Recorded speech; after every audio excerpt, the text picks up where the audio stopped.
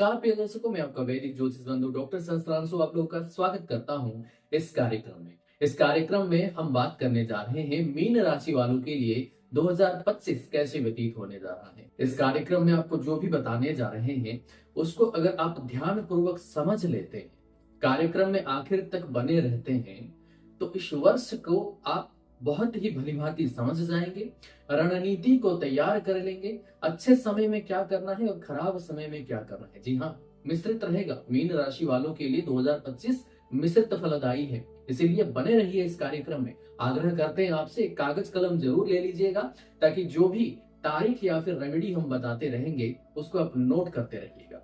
तो सबसे पहले बात करेंगे वर्तमान समय में जो आपके साथ हो रहा है, यानी कि मार्च 29 तारीख तक। देखिए, मार्च 29 में आपके साथ शनिदेव का साढ़े साथी का द्वितीय चरण का प्रारंभ होगा।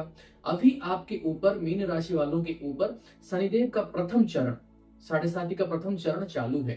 अभी इस वर्ष में आपके साथ क्या हो रहा है? आप जो चाह रहे हो वो नहीं हो रहा है।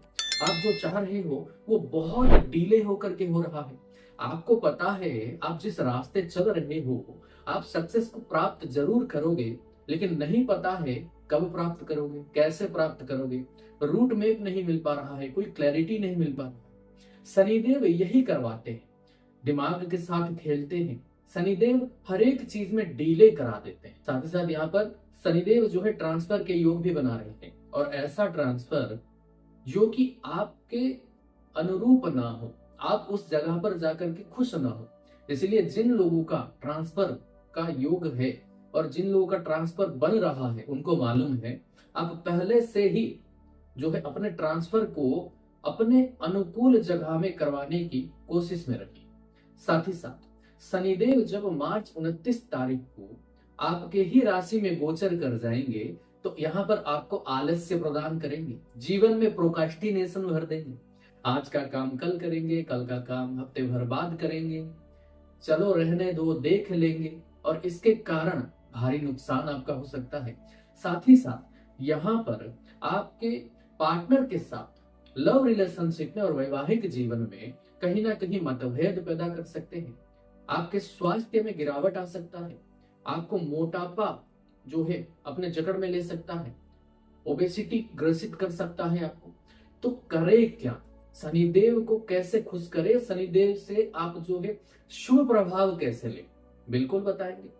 लेकिन यहाँ पर एक चीज और आपको बताना चाहेंगे, शनिदेव यहाँ बैठ करके आपके पराक्रम में कमी कर सकते हैं। ऐसा हो सकता है आप अपनी हक की लड़ाई लड़ने से पीछे हट जाओ। तो इन सब चीजों से बचने के लिए या फिर इसका प्रभाव कम करने के लिए शनिदेव का एक बहुत ही दिव्य उपाय आपके साथ हम साझा कर रहे हैं। कागज कलम तो आपने ले ही लिया होगा, तो नोट करिए। शुक्रवार के रात को जब आप सोने जा रहे हैं तो अपने रूम में कहीं पर भी एक बाल्टी रख दीजिए, छोटा सा, या फिर हो सकता है तो एक छोटा सा जो है लोटा ले लीजिए जो कि स्टील का होना चाहिए। उसमें पानी भर दीजिए, उसमें कोयले का टुकड़ा डाल दीजिए, रात भर ऐसे ही रहने दीजिए। सुबह जब आप उठेंगे तो उस कोयले के टुकड़े को आपको कहीं पर भी जो है फेंक देना है, और उस पानी को लेकर के किसी पीपल के वृक्ष के पास जा करके उसके जड़ों में उस पानी को एक ही बार में नहीं गिराना है। आपको उस पानी को जो है वहां पर सिंचाई करना, अपने हाथों से, हल्के हाथों से आपको सिंचाई करना है जड़ों के ऊपर।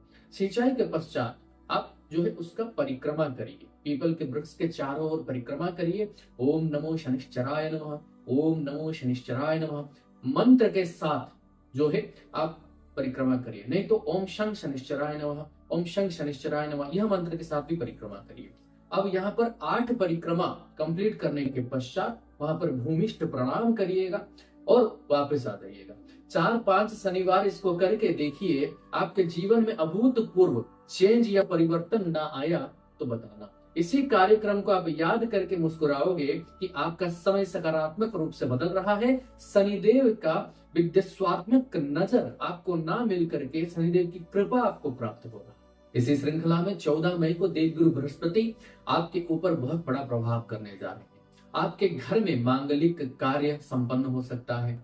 आपके घर में कोई नया शिशु जन्म ले सकता है। ऐसा हो सकता है कि आपको पदोन्नति मिले, कर्म क्षेत्र में आपको उन्नति मिले, कोई बड़ा इन्वेस्टमेंट आप करो, अचल संपत्ति का आप मालिक बनो, कोई प्लॉट खरीदो, कोई घर खरीदो, तो कहीं ना कहीं बड़ा इन्वेस्टमेंट होने जा रहा है। देवगुरु बृहस्पति आपको यहाँ पर काफी कुछ देने वाले हैं। आप काफी हद तक दान धर्म दक्षिणा पूजा हवन तीर्थ यात्रा इत्यादि में लिप्त रह सकते हैं, और यह आपको आध्यात्मिक तरक्की भी देगा और जीवन में सकारात्मक ऊर्जा का संचार करेगा। ये बहुत बढ़िया है आपके लिए। तो अभी तक मैं शनिदेव का नेगेटिव चीज बता रहा था, और उससे जूझने के लिए आपको मैंने रेमेडी भी दिया।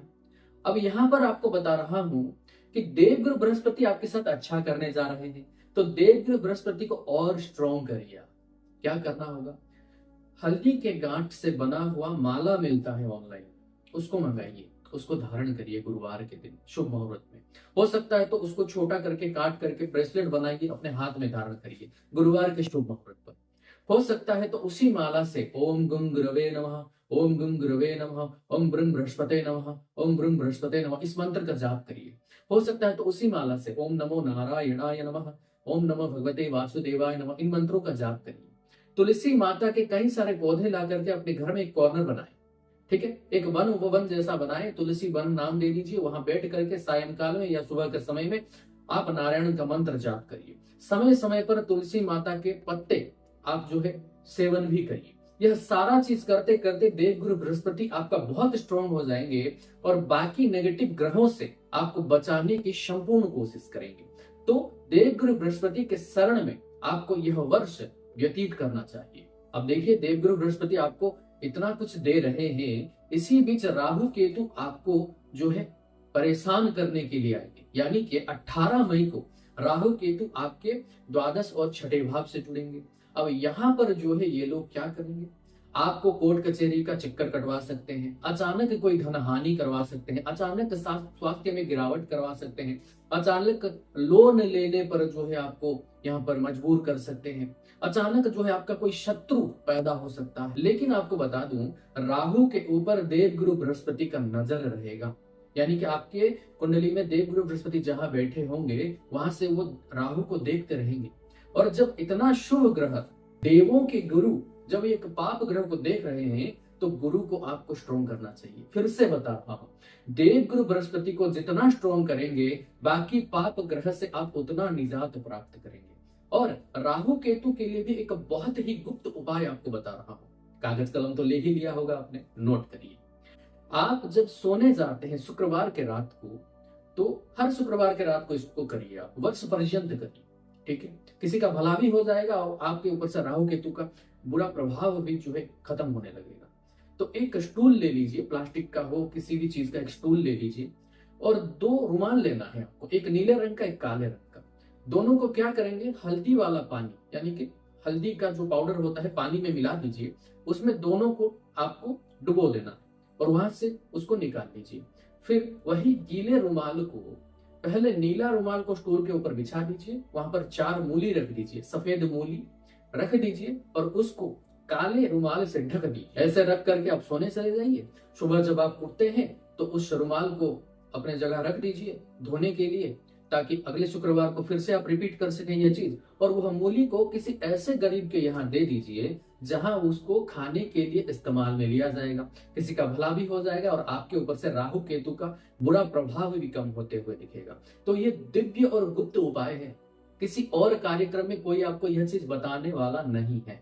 इसीलिए अहमियत को समझे, कार्यक्रम को लाइक करें, हमारे साथ जुड़े रहे, आपका साथ हमें दीजिए, चैनल को सब्सक्राइब कीजिए। इसी श्रृंखला में 19 अक्टूबर को देवगुरु बृहस्पति आपके कुंडली के पंचम भाव में जाएंगे। अब यहाँ पर शिक्षा, संतान, प्रेम आदि में आपको वृद्धि मिलेगा।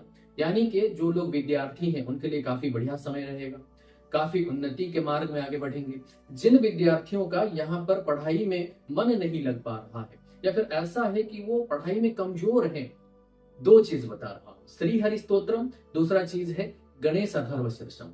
2 चीजों का पढ़ाई करिए, पढ़ाई के पश्चात आप अपना पढ़ाई शुरू करिए। ये 2 पाठ आप कर लीजिए, पहले श्री हरि स्तोत्रम को पढ़ लीजिए और गणेश अथर्व शीर्ष को पाठ कर लीजिए, फिर अपना पढ़ाई करिएगा। आप देखेंगे आप अपने पढ़ाई के क्षेत्र में कितना उन्नति करेंगे। तो विद्यार्थियों के साथ यह चीज जरूर शेयर कर दीजिएगा, या अगर आप खुद विद्यार्थी हैं तो इस चीज को जरूर आजमाइएगा, ठीक है। अब यहाँ पर जिन लोगों को संतान की प्राप्ति नहीं हो पा रही थी, इस वर्ष में संतान के योग भी बन रहे हैं, तो इसके लिए आप आगे बढ़ सकते हैं। साथ ही साथ प्रेम संबंध में भी देवगुरु बृहस्पति यहाँ पर अमृत तत्व मिलाने जा रहे हैं, क्योंकि उनके नजर में अमृत तत्व होता है। तो सिल्क स्मूथ ब्लूमिंग के लिए अपने लव लाइफ में आपको देवगुरु बृहस्पति को स्ट्रॉन्ग करना चाहिए। 3-4 बार दोहरा चुका हूं, देवगुरु बृहस्पति 2025 में सिर्फ मीन राशि के लिए नहीं, सारे ही राशि वालों को काफी कुछ प्रदान करने जा रहे हैं। और मीन राशि के लिए देवगुरु बृहस्पति बार बार क्यों बोल रहा हूं, क्योंकि आपकी राशि के स्वामी ही है देवगुरु बृहस्पति, और देवगुरु बृहस्पति के इष्ट हुए नारायण, तो नारायण के सानिध्य में रहेंगे। देवगुरु बृहस्पति को जो है आप अपने पक्ष में रखेंगे, उनके चरणों में अपने आप को रखेंगे, तो इस वर्ष में उनकी शुभता तो आप प्राप्त करेंगे ही करेंगे, उनके बदौलत पाप ग्रहों से भी आप निजात प्राप्त करेंगे। तो प्रिय दर्शकों, मीन राशि वालों, आपको मैं यह बताना चाहूंगा, इस वर्ष में वर्ष का उत्तरार्ध पूर्वार्ध के मुकाबले ज्यादा अच्छा रहेगा। यानी कि मई महीने के बाद से यह साल आपके लिए ज्यादा शुभ फलदायक रहेगा, और संपूर्ण साल भर को अपने लिए शुभ करने के लिए आपको नारायण के सानिध्य में रहना चाहिए। और क्योंकि आपने इस कार्यक्रम को आखिरी तक देखा है, अब आपको यहाँ पर एक दिव्य उपाय या फिर जो है उपचार आपको बता रहा हूं। आप एकादशी का व्रत कर सकते हैं और श्री हरि स्तोत्रम का पाठ कर सकते हैं। साथ ही साथ यहाँ पर आप जो है ओम क्रीं कालिकाय नमः, ओम क्रीं कालिकाय नमः, इस मंत्र का जाप कर सकते हैं। इत्यादि चीजों को करके इस वर्ष को अपने पक्ष में आप जरूर कर सकते हैं। तो चलिए अगले कार्यक्रम में आप लोगों के साथ फिर से मिलेंगे। तब तक के लिए इस कार्यक्रम को आप लाइक कर दीजिए, हमारे कार्यक्रम से हमारे चैनल को आप सब्सक्राइब कर दीजिए। आप सभी को हमारे तरफ से सहृदय जय श्री राम।